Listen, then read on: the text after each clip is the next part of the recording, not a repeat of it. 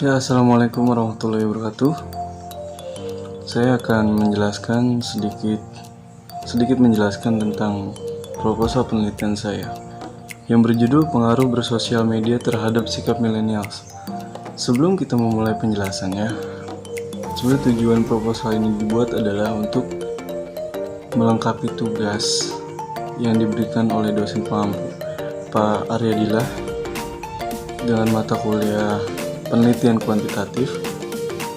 Judul yang saya angkat ini adalah Pengaruh Bersosial Media Terhadap Sikap Milenial, yang studi kasusnya terhadap para kaum milenials di lingkungan RW 25 Mustika Jaya, Mutiara Gading Timur, Bekasi, Jawa Barat, dan Indonesia. Proposal ini memiliki rumusan masalah, yaitu yang pertama ada mengapa kebanyakan media sosial, terutama jaring sosial, lebih banyak penggunanya adalah para millennials. Yang kedua adalah bagaimana persepsi para millennials terhadap sosial media.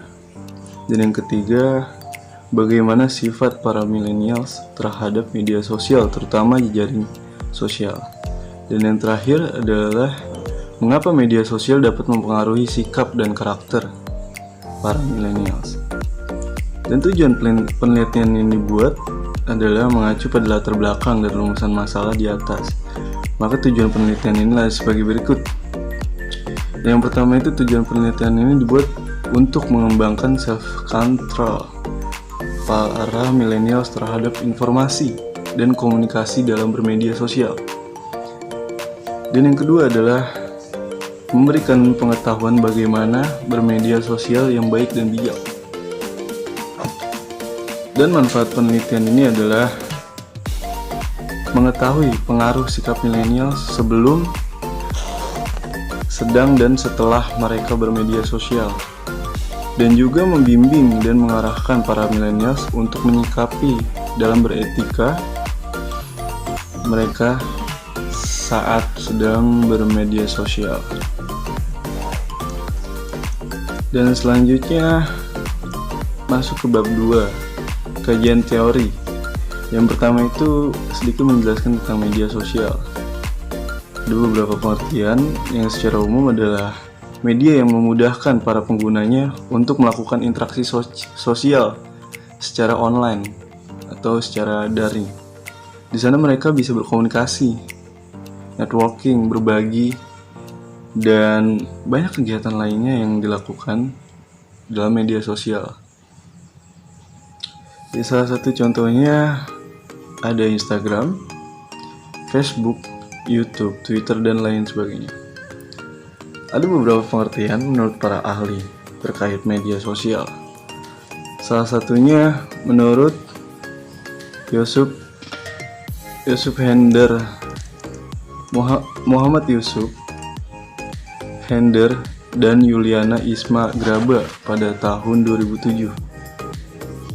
Beliau ini mengatakan bahwa media sosial adalah situs jaring sosial seperti layanan berbasis web yang memungkinkan setiap orang bisa membangun profil, setiap orang bisa membangun profil publik, bahkan semi publik dalam sistem terbatas.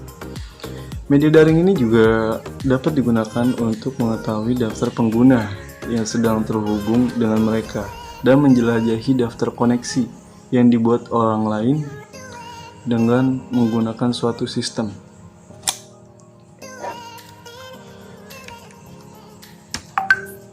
Dalam bab 2 juga dijelaskan bagaimana pengertian millennials.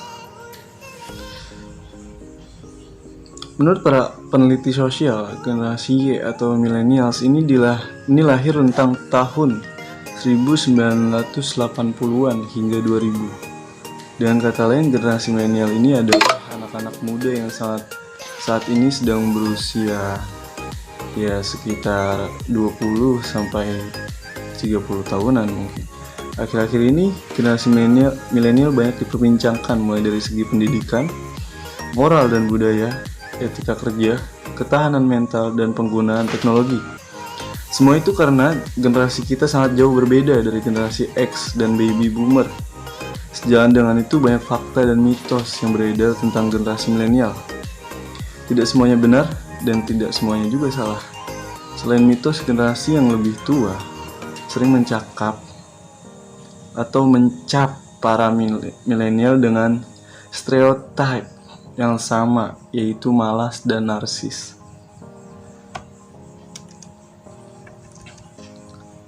Sedikit masuk ke bab ketiga. Ya, dalam bab ketiga ini dijelaskan bahwa ada beberapa teknik yang saya pakai untuk meneliti. Salah satunya ini teknik populasi dan teknik sampling. Yang populasi sendiri itu adalah merupakan keseluruhan dari objek atau subjek yang akan diteliti oleh penulis. Dan teknik sampling itu sendiri adalah cara untuk menentukan sampel yang jumlahnya sesuai dengan ukuran sampel yang akan dijadikan sumber data yang sebenarnya.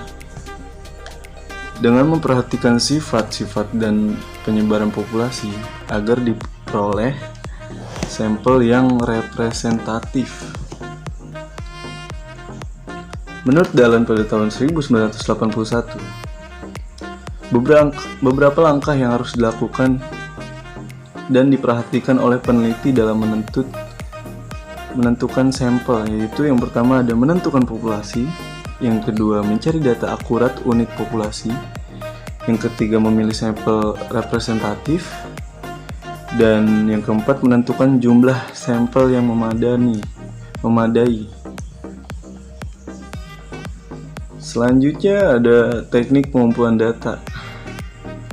Teknik pengumpulan data yang saya gunakan itu kuesioner. Ya, buat yang belum tahu kuesioner merupakan teknik pengumpulan data yang dilakukan dengan cara memberikan pertanyaan dan pernyataan tertulis kepada responden untuk dijawabnya.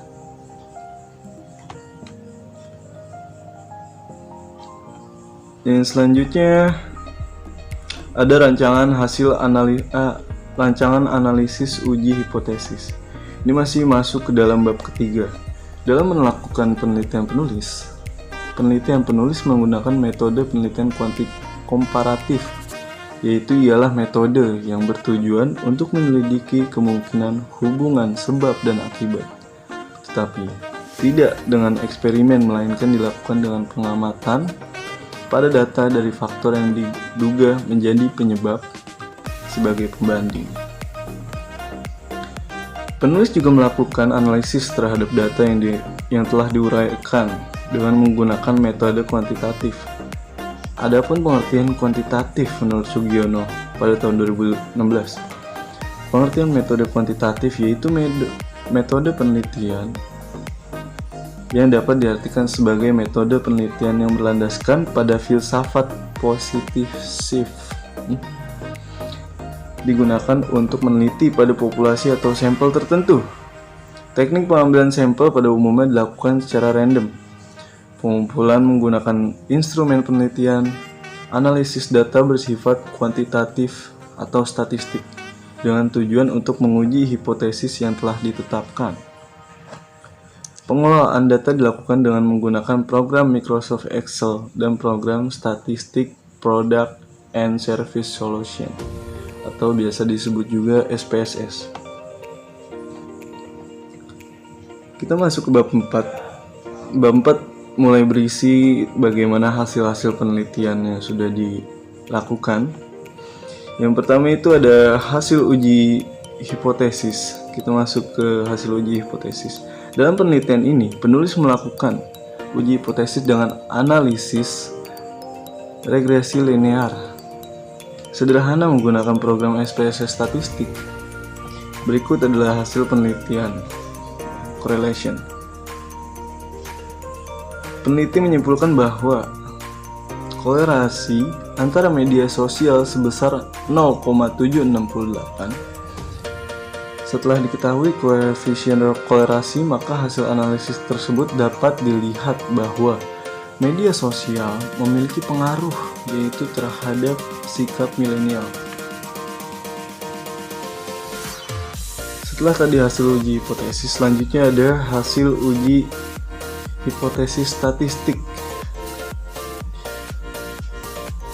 Ini adalah hasil uji hipotesis statistik yang dilakukan kepada 30 responden yang tergabung ke dalam grup WhatsApp Karang Taruna yang berdasarkan hasil analisis data menggunakan program SPSS. Dapat diketahui pada kolom B, konstan A adalah 3110,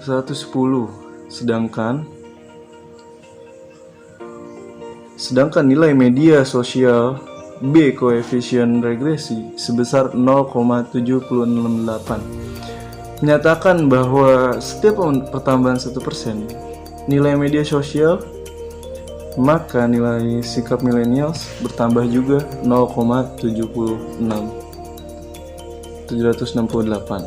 Koefisien regresi tersebut bernilai positif, sehingga dapat dikatakan bahwa arah variabel pengaruh X terhadap Y adalah positif.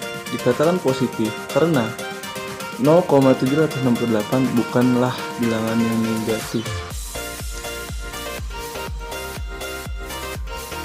Ada sedikit hipotesis. HO, tidak ada pengaruh media sosial terhadap sikap milenial di lingkungan Karang Taruna, dan hanya itu terdapat pengaruh media sosial terhadap sikap milenial di lingkungan Karang Taruna. Ya, dari gambar di atas, gambar 4.6.1 dapat diketahui T hitung jatuh di daerah HO ditolak, yang berarti H1 diterima, maka diperoleh T table sebesar 4,882 dan tak hitung sebesar 2,121, yang artinya HO ditolak dan H1 diterima, berarti 2,121 lebih besar dari 4,882. Hasil uji hipotesis pada penelitian ini ialah media sosial berpengaruh sangat kuat terhadap sikap milenial dengan nilai 0,768. Ada variabel X yang ada beberapa penjelasan tabel di sini, sikap milenial di sini variabel Y, dan ini sampai 30 responden. Pada bagian bab 4 dijelaskan juga ada beberapa hasil teknik pengumpulan data.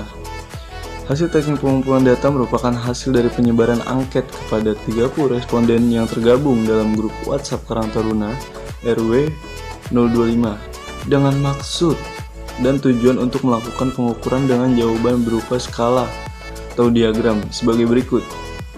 Pada pernyataan pertama, media sosial sangat berperan penting dalam era globalisasi ini. Ya, ini ada beberapa diagramnya. Untuk poin 1, 2, 3 itu berarti satunya itu sangat setuju. Satunya itu sangat setuju. Yang keduanya itu setuju, yang ketiganya tidak setuju, yang keempat sangat tidak setuju. Dan hasil dari responden tersebut adalah dari 30 orang, 18 orang menjawab sangat setuju bahwa media sosial sangat berperan penting dalam era globalisasi ini. Dan kesimpulannya, pada penelitian ini penulis ingin mengetahui pengaruh media sosial terhadap sikap milenial. 30 responden yang tergabung dalam grup WhatsApp Karang Taruna RW 025 diketahui nilai pada kolom B konstan A adalah 3.110, sedangkan nilai media sosial B koefisien regresi sebesar 0,768, menyatakan bahwa setiap penambahan 1% nilai media sosial, maka nilai sikap milenial bertambah juga sebesar 0,768. Koefisien regresi tersebut bernilai positif, sehingga dapat dikatakan bahwa variabel X sangat berpengaruh terhadap variabel X, atau dengan kata lain, variabel media sosial berpengaruh terhadap sikap para millennials.